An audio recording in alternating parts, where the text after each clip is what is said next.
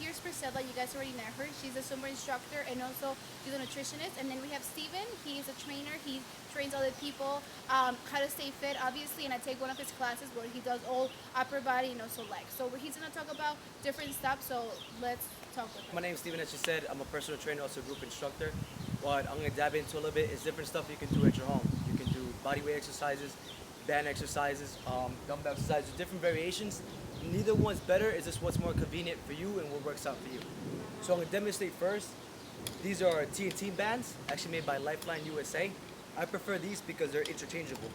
So you can evolve, you can add on, you can disattach. So it's cheaper in the long run because then you can evolve in different workouts as you get stronger, or certain exercises are a lot more difficult so you can make it weaker or stronger for yourself. So I'm going to use with Priscilla. She's going to demonstrate is what we're going to do is a low pull. So what that is more for your back exercise, for your lats, your forearms, your biceps and stuff like that. Normally you can tie this up to, like say, some type of pole or a tree if you work on the park, or if you're with a partner, as I'm going to do with her, you can hold on with it as she pulls. So I'm stationary as she pulls with the resistant band. There you go. So what she's doing now is working more her back. So when you do workouts like this, you want to make sure you're squeezing your shoulder blades, because that's a lot of things when it comes to the workout. Most people don't get the full range of motion.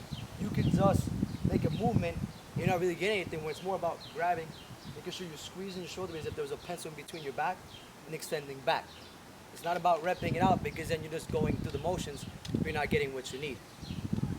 Also, let's say in her case is like, let's say if we had a chin-up bar. So this is the same thing as trying to develop strength if you can't do a chin-up or a pull-up. So we're getting the same muscles to develop the endurance and the strength to do such a movement.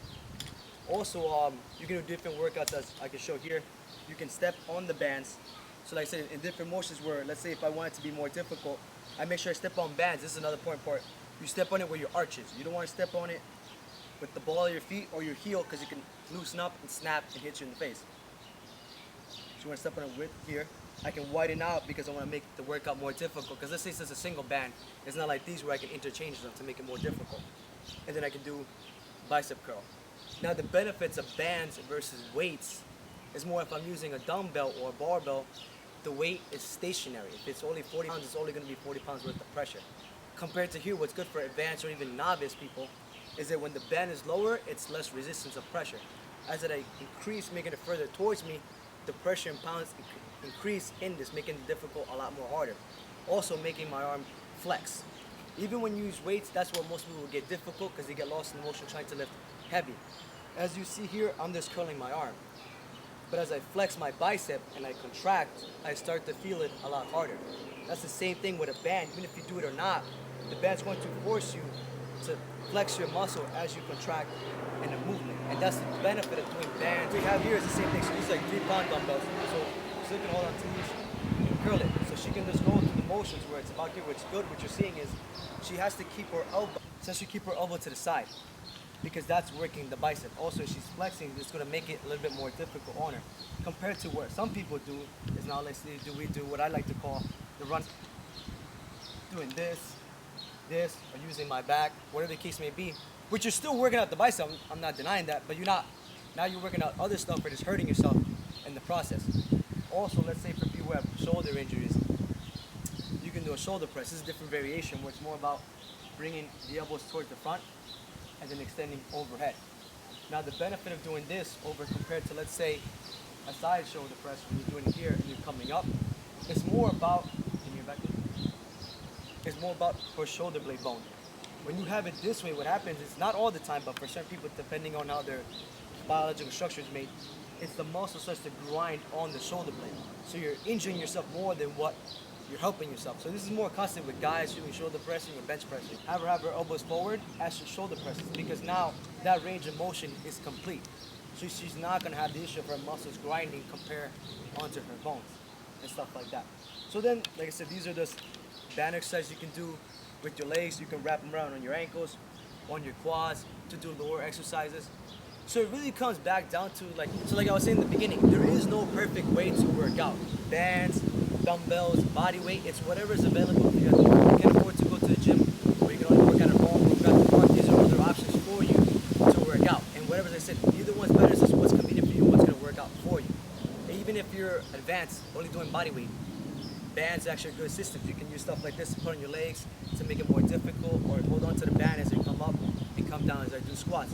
Whatever you can do to even progress. So a gym is beneficial, but if you can't afford it, it's fine. I would also prevent always getting professional help as a trainer, because sometimes it's not that, it's not that you can't do it on your own, but it's also beneficial to have someone there that knows what they're doing to correct your form, because that's where a lot of people get injuries and stuff like that. But if you can't afford it, there's always like YouTube and other channels like that that make it easier for you. It's just making sure that what you're doing is you don't want to push yourself more than what you need to and stuff like that. I'm gonna ask you just a couple of questions to Steven, because obviously I go to the gym, but I don't have personal training, and I want to know you guys, if you guys need help. I'm gonna ask him some questions so you guys be aware. So one of the reasons Fashionista motivated, because I'm a person that goes to the gym, and for example, I just take one class and then I go home. But how do I keep coming back to the gym? Because sometimes we're sore and we don't know, like, oh, you know, I'm gonna skip it today and I'm not gonna go, and then we don't go to the gym after how many months? So what kind of advice would you give us to stay motivated, to keep going to the gym, or to keep doing exercises at home? That's a really good question. What's important to be motivated, or at least I would tell people, is in the end, if you want to see results, it's about being consistent. You don't have to go too crazy one day or the other. It's not about going like every day. You just have to be consistent. If you can only go 3 days out of the week to the gym, then make sure no matter what happens, you go 3 days. Is stuff gonna come up where it doesn't happen? Yes. Should you like dread over it? No. You should be upset that you didn't go the 3 days, but don't make it such a big deal. Also, more like it before. So, and then you just gotta shape for whatever reason happens, if life happens, stuff like that. You can put up a vision board, so you can look at that and remember what you look like and drive for that as a friendly reminder and stuff like that. Or even with friends and family, you know, making competitions like, oh, did I go to the gym, working out together and stuff like that. Or let's say if you don't have friends and family, they go to the gym. You say you take classes and stuff like that. Make friends with people in classes, work out together, become workout buddies. Okay. Even in the gym, sometimes, I won't lie, it is intimidating when you're around people who seem fit.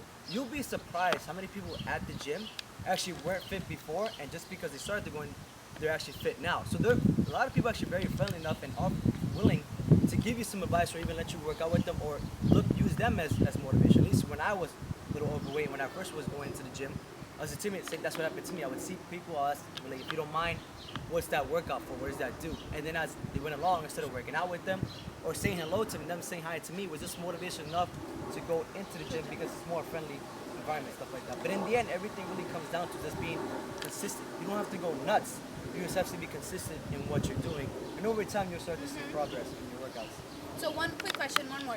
So if I get a trainer, what questions should I ask my trainer, let's say, because I know some questions like, oh, Before. So, and then you just gotta shape for whatever reason happens, if life happens, stuff like that. You can put up a vision board, so you can look at that and remember what you look like and drive for that as a friendly reminder and stuff like that. Or even with friends and family, you know, making competitions like, oh, did I go to the gym, working out together and stuff like that. Or let's say if you don't have friends and family, they go to the gym. You say you take classes and stuff like that.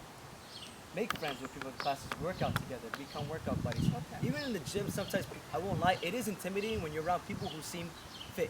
You'll be surprised how many people at the gym actually weren't fit before, and just because they started going, they're actually fit now. So a lot of people actually very friendly enough and are willing to give you some advice, or even let you work out with them, or use them as motivation. At least when I was a little overweight, when I first was going to the gym, I was intimidated. That's what happened to me. I would see people, ask, like, if you don't mind, what's that workout for? What does that do? And then as they went along, instead of working out with them or saying hello to them, and them saying hi to me was just motivation enough to go into the gym, because it's more friendly environment, stuff like that. But in the end, everything really comes down to just being consistent. You don't have to go nuts. You just have to be consistent in what you're doing, and over time you'll start to see progress in your workouts. So one quick question, one more. So if I get a trainer, what questions should I ask my trainer, let's say, because I know some questions like, oh, well, I want to lose weight. That's the only thing. For girls, we want to lose weight, we want to look skinny, but it's more into that. I know there's muscles and into that. But what questions should I ask my trainer, like basic questions, to know my trainer and to know that it's working out for me? Now, when it comes to training, what it is, like I said, I'm a personal trainer, and where I work, we have multiple trainers. Each trainer has his own style. Neither one style is better than the other. It's just different ways, because let's say, at least in my case, where I have another fellow coworker of mine, he likes to do high intensity, where it's more like drill training. He trains people like they're football players and stuff like that. It's not that training style is bad. I just don't like that type of style to train people like. I actually train myself that way, but I don't like to train people in that matter. So where there's cases where I've had people, they start with me, and they switch off with him, or even where he's too intense, and they switch off to me. So you want to see how many trainers there are, ask them what's their training style, and then look it up. You know, see what kind of certs they have, or what they do, or view what they've done, or see if you can get a free sample. I know some training companies offer that and stuff like that. And then ask, is there an option, like, let's say if I don't like how my trainer specifically trains, can I switch on to something else? Also, if you do something like that, do advise to the trainer you want to switch. Let them know it's not personal, but then you're paying for a service. If you don't like specifically how that trainer trains, but you like the way another trainer, then switch off, because that you're paying, so you deserve to get the right of what your money is and stuff like that. Yeah, that's true. Because I want to do training, so I know sometimes it can be a little expensive. But if you go to the gym, especially we go to Retro Fitness, that's where he trains. If you go to any Retro Fitness, if you live in Jersey, obviously follow him, give him a comment, his information, Instagram, Facebook. If you guys have any questions, ask him. If you want to get trained, obviously mention him for more information. Thank you guys, and have a good day. Bye.